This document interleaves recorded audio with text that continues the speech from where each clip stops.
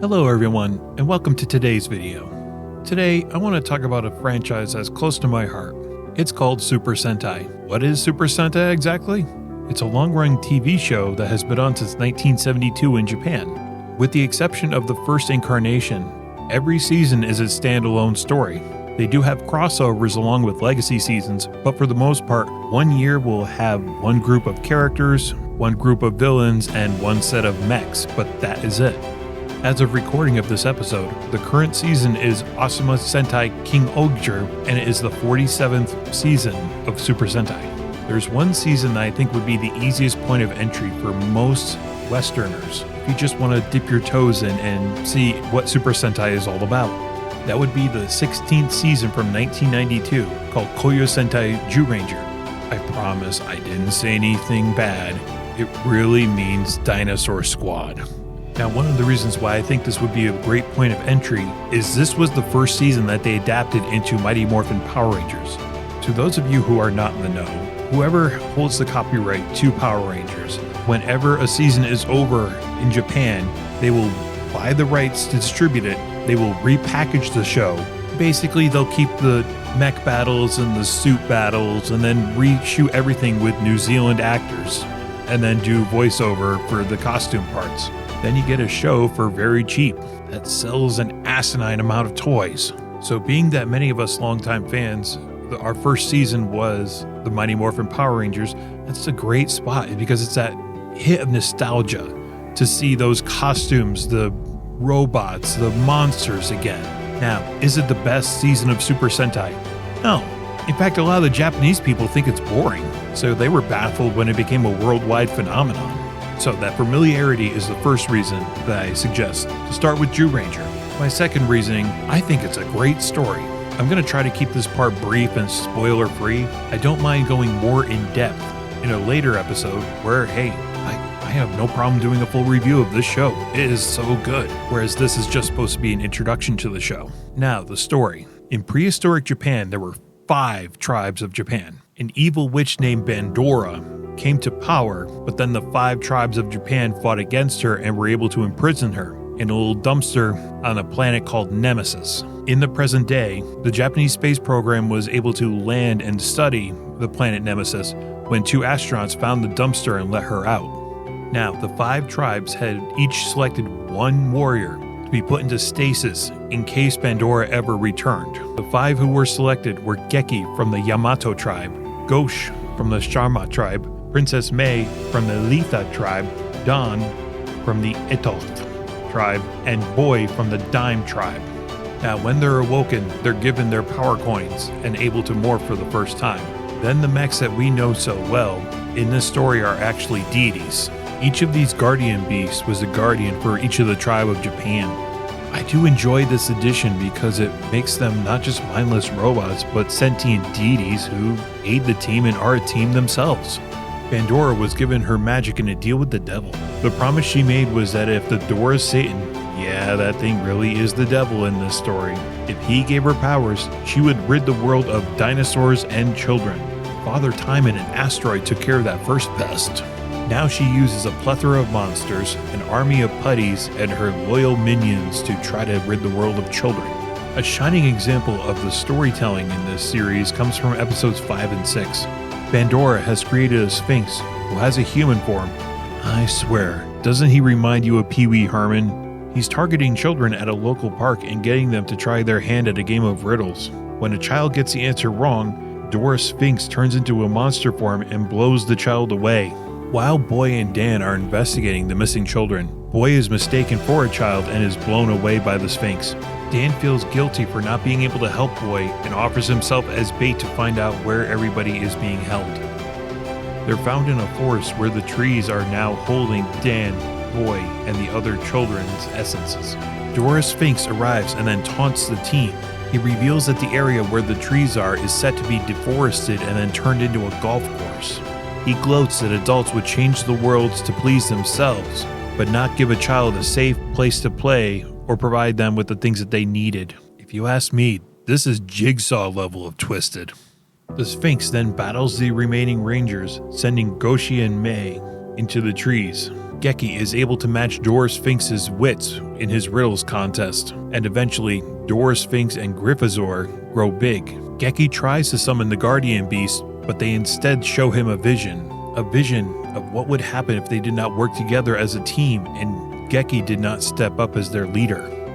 Geki is able to use the power of friendship to summon his team out of the trees and then into battle, where they build the Megazord for the first time in the season, which in this season is known as the Daijujin. The team is able to outsmart Dora Sphinx, tricking him into revealing his weak spot. They destroy him just in time to save the children from the trees before they're cut down. Now, is it cheesy and corny? Yeah, absolutely. It does have its own charm. If you like superheroes, give this a try. I convinced one of my friends to sit down and watch the first 2 episodes and then this 2-parter with Dora Sphinx. We were both laughing the whole time and having such a great time.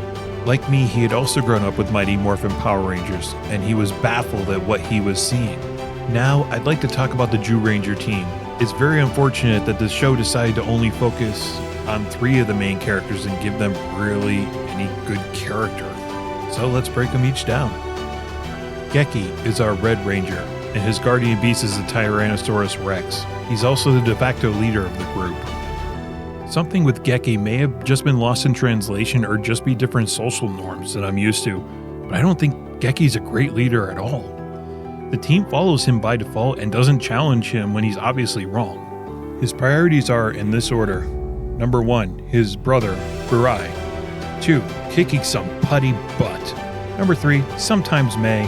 And then number 4, the rest of the team, in this order. He doesn't try to build his team. He just says, I'm going to be a better leader, but really doesn't change. Then we have Ghosh, the Mammoth Ranger. He wears the color black and is basically the sergeant or lieutenant of the group. He's the one who takes care of the rest of the team, and he's a better leader than Geki, but he falls in line at every occasion. He's more reserved, but also smarter than Geki. The final team member who actually has some character is Burai. Burai is the older brother of Geki, who gained the Dragon Caesar powers after they bonded, and he swore to destroy the team. After first being a menace, he realizes he hates Bandora more than the rest of the Rangers, and he's on borrowed time. He can't help the team for long periods of time. It's only when they're in great need of him. If I go into any more detail about Burai, it will give off spoilers, and I don't want to do that here. I feel like I've already said too much. Now for the other half of the team that really can be exchanged for cardboard cutouts most of the time. First, let's talk about Princess May. She's the girl. She pilots a pterodactyl, and she's got a heart and love for the team.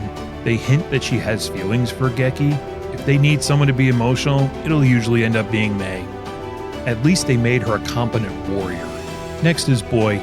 Boy is the Yellow Ranger who pilots the saber-toothed tiger guardian beast. He's the youngest of the team and usually connects with the children the best. They also make him the most mature character amongst the core 6. Then finally we have Dan.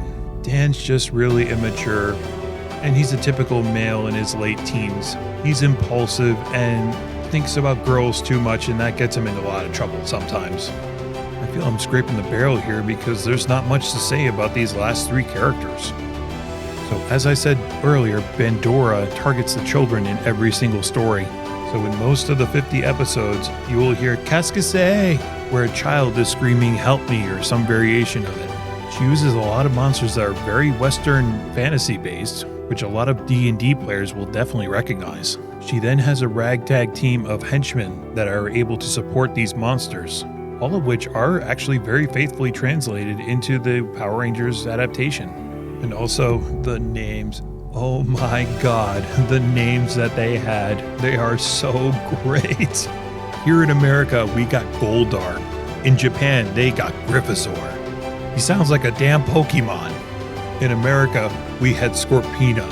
In Japan, they had Lami, who is exactly the same, except for the fact that in the Japanese version, she is Gryffazor's wife, and the two have a child together during the last episode, which was the final piece in Bandora's base turn. In America, we had Squat and Babu, the 2 bumbling sidekicks who could never do anything right. In Japan, they have Topebat and Bookback. Again, basically the same thing. They are there just to be comic relief and take abuse from Gripazor and Bandora. And the last of Bandora's team of evildoers, we had Finster in America, who is iconic in his own way. But Finster, that name doesn't hold a candle to its Japanese counterpart, Puni Punikain. There is nothing better than watching Bandora go down to Puni Punikain's laboratory and screaming, Puni Punikain, make me a monster! It will bring a smile to my face every time. Now, it's extremely common in Super Sentai that they do a mashup of different themes. For this one, Zyuranger is a mashup of dinosaur themes and aesthetics, but also mixed with Western fantasy worlds.